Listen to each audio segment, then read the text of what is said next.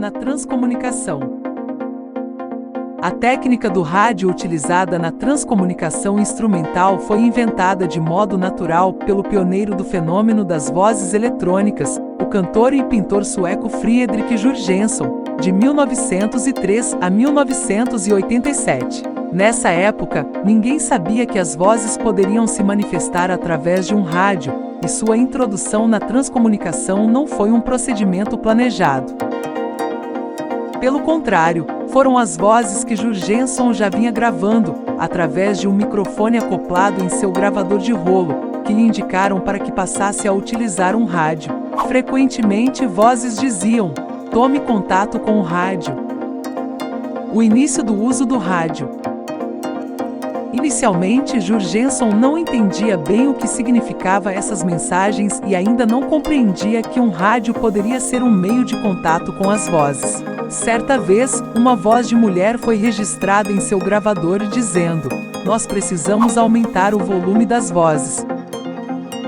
Certa noite, Jurgenson resolveu ligar o seu gravador diretamente no rádio e ficou surpreso ao reconhecer uma voz que ele já estava acostumado a contatar e ouvir em seu gravador. Agora ela aparecia também no aparelho de rádio. Essa voz era, segundo Jurgenson, de uma entidade espiritual chamada Lena, que mais tarde se tornou sua assistente de rádio e a quem lhe fornecia os procedimentos para gravar através dele e obter melhores comunicações em qualidade mais audíveis. Nessa primeira gravação usando o rádio, Jurgenson gravou a voz de Lena dizendo: "Manter, manter." Fredrik Jurgenson, pioneiro em registrar características anômalas das vozes. Uma nova etapa se descortina. A partir de então, com o uso do rádio como importante e impressionante instrumento de contato, uma nova etapa da transcomunicação instrumental havia nascido. Jurgenson narrou posteriormente em seu livro Telefone para o Além, 1972, que pela primeira vez naquele dia, tomei consciência da importância do rádio como ponte de comunicação, e embora esse conhecimento fosse novo para mim, e ainda não soubesse como ocorria o fato tecnicamente, tinha certeza de haver encontrado o caminho certo. Certamente, esse foi um imprescindível passo para a melhoria das transcomunicações futuras e um caminho aberto e descortinado para a melhoria da qualidade das gravações, com vozes registradas em nível de audibilidade de inquestionável clareza. Com a recente introdução do rádio como novo método para suas gravações, Jurgenson se viu ainda muito confuso e embaralhado ao utilizá-lo. A nova técnica requeria um novo aprendizado, uma boa audição, um rigoroso treinamento e uma concentração dirigida na tarefa. Jurgenson teve que se habituar a toda a problemática inerente ao uso do rádio, como ele próprio narra. A princípio, mergulhei num verdadeiro caos de sons e ruídos. No meio dessa miscelânea, ouvi música, peças teatrais, cantos, conferências, sinais Morse e os estrondos da perturbadora radiofonia russa. No meio de todo esse pandemônio sonoro, as vozes se faziam presentes. Com o tempo, as vozes já eram mais longas e mais audíveis do que as obtidas através do antigo método de utilizar apenas um gravador com microfone. Ainda hoje, realmente é fato que o uso do rádio possibilita que as vozes sejam mais claras em audibilidade e suas sentenças sejam maiores. Foram-se inúmeras gravações realizadas por Jurgenson e vários equívocos na escuta e interpretação, até poder educar seu ouvido para reconhecer as vozes peculiares e selecioná-las dentro de outros ruídos emitidos pelas estações transmissoras terrestres. Seu trabalho era difícil, mas segundo ele, as vozes faziam de tudo para auxiliá-lo. Vozes poliglotas. As vozes começaram a se pronunciar em diversos idiomas e ele interpretou essas ocorrências como uma tentativa de chamar-lhe sua atenção e de fazê-lo perceber que aquela voz era diferente dos locutores convencionais das estações transmissoras terrestres. Realmente, um locutor de rádio comum não iria falar aos seus ouvintes palavras em diversos idiomas numa mesma frase.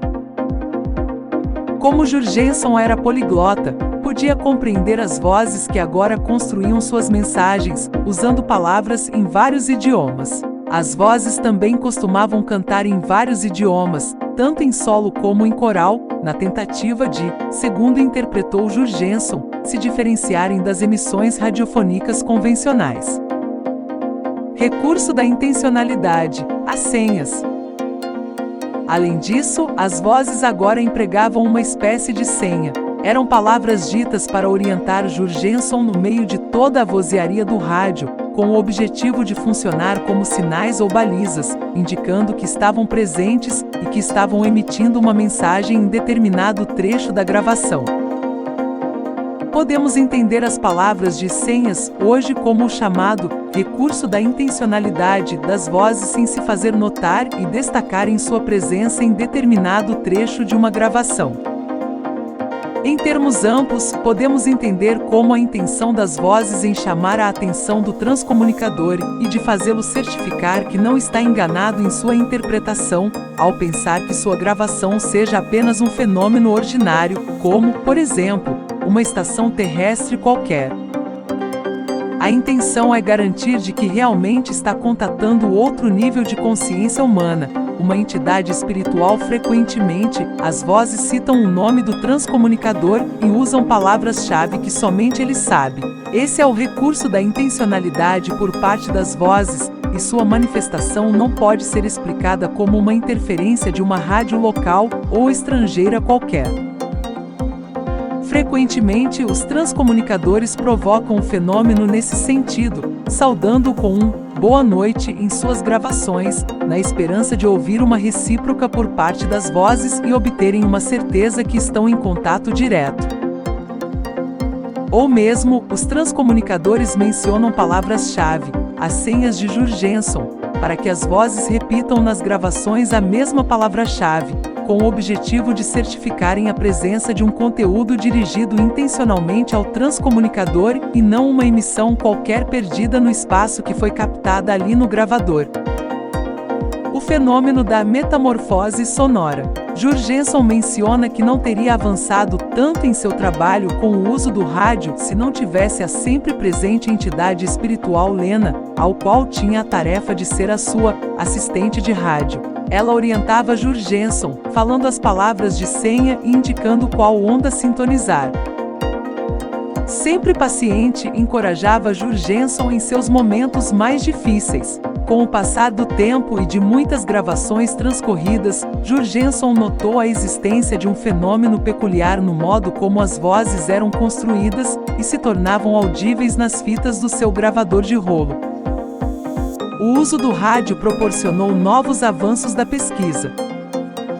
Percebeu que as entidades tinham habilidades incríveis e construíam suas vozes modulando instantaneamente os sons existentes de uma transmissão radiofônica. Era a metamorfose sonora que transformava alguns sons em vozes.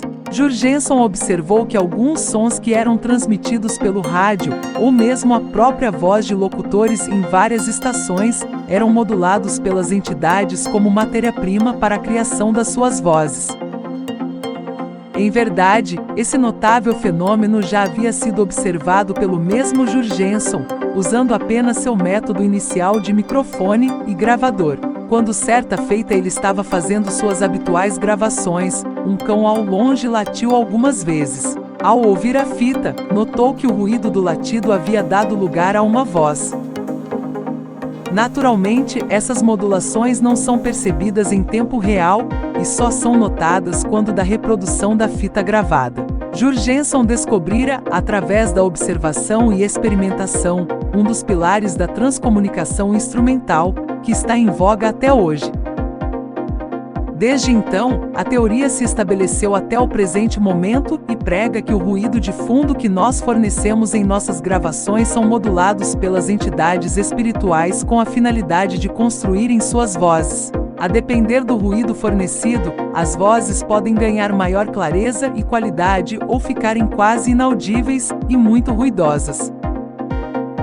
Em anos posteriores, muitos outros transcomunicadores notaram com espanto a mesma habilidade das vozes em modular sons, e até outros acharam que tinham feito tal original descoberta. Na verdade, estavam apenas redescobrindo a roda. Vemos que, na verdade, foi o Jurgenson o pioneiro e descobridor de muitas das anomalias observadas nas vozes. São diversas as técnicas com o uso do rádio. Assim, com esse novo método de contato pelo rádio, Jurgenson gravou centenas de fitas e nunca mais abandonou o uso dele. Até hoje, os transcomunicadores usam o rádio, em preferência ao método que utiliza apenas o microfone. Variadas possibilidades no uso do rádio. Certamente ficou demonstrado que, com o uso do rádio na pesquisa da transcomunicação instrumental, existiam mais vantagens do que desvantagens em relação ao método inicial de gravação apenas com microfone e gravador. Podemos listar algumas vantagens frequentes do uso do rádio. A. Maior audibilidade das vozes. B. Maior qualidade das vozes. C. Maior número de palavras em uma sentença. D. Maior a duração em tempo de uma sentença, e possibilidade de comunicação bidirecional em tempo real, com a voz audível no ambiente. São diversas as técnicas com o uso do rádio. A clássica técnica é dispor o rádio fora de sintonia, colocando seu dial entre duas estações, o que emitirá o ruído branco. Entretanto, a técnica de maior preferência entre os transcomunicadores é sintonizar o rádio numa estação de locução de idioma que o transcomunicador não domine, como uma estação estrangeira. Essa técnica foi muito utilizada por Friedrich Jurgenson, e foi através dela que ele pôde notar as interferências dos copistas e repentistas, que modificavam a narração da locução local e inseriam uma mensagem pessoal para ele. Uma frequência em particular ficou conhecida como a onda de Jurgenson, na qual as vozes lhe indicaram para sintonizar em 1480 kHz, entre as rádios de Moscou e Viena. Outro pesquisador, o alemão Hans Otto Koning, preferia sintonizar nas ondas curtas, em 31 metros, 10 MHz, e 41 metros, 7 MHz.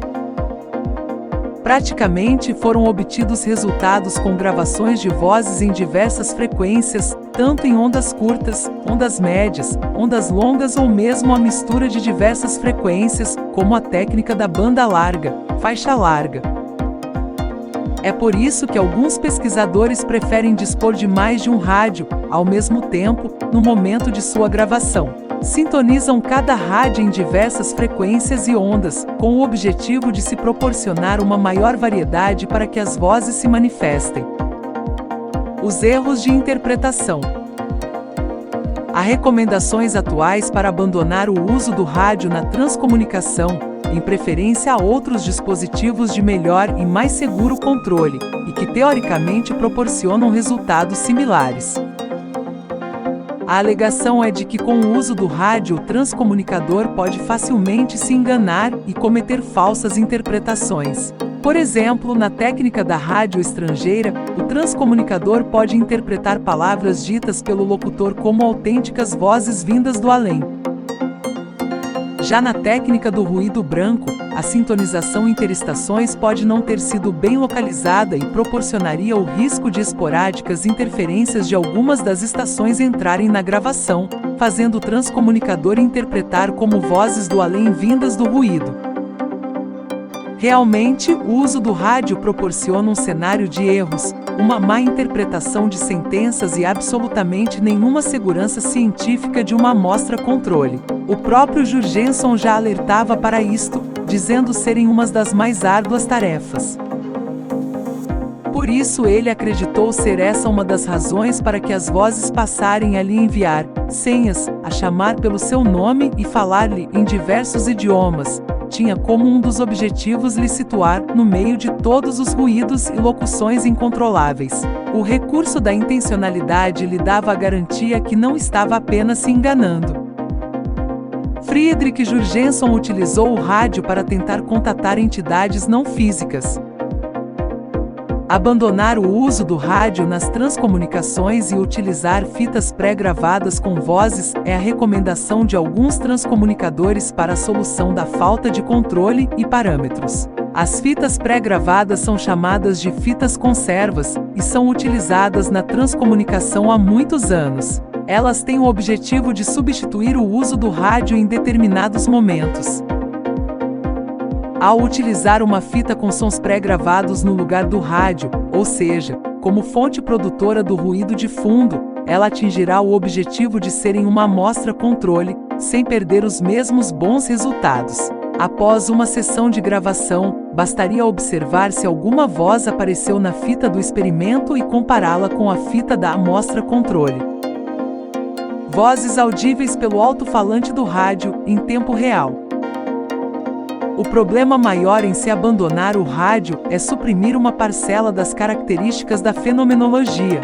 São ocorrências esporádicas e raras em que as vozes são audíveis pelo alto-falante dos rádios, em tempo real no ambiente, e pode-se tentar estabelecer uma comunicação bidirecional. Abandonar completamente o rádio seria calar algumas características interessantes apresentadas pelas vozes. Apesar de um raro acontecimento, alguns poucos transcomunicadores no mundo recebem em seus rádios a manifestação dessas vozes, de modo constante e corriqueiro. Para eles, abandonar o uso dos rádios seria impensável. Portanto, vimos que o uso do rádio foi um avanço na transcomunicação instrumental, e até hoje é utilizado por grande parte dos pesquisadores e entusiastas do tema. O próximo patamar da transcomunicação instrumental seria inventar um dispositivo que o substituísse. Um dispositivo que trouxesse os mesmos ou melhores resultados e que fosse um meio passível de controle científico após o término de cada sessão de gravação. Certamente, pelo andar da evolução das pesquisas, esse dispositivo não seria impossível de ser inventado. O futuro dirá.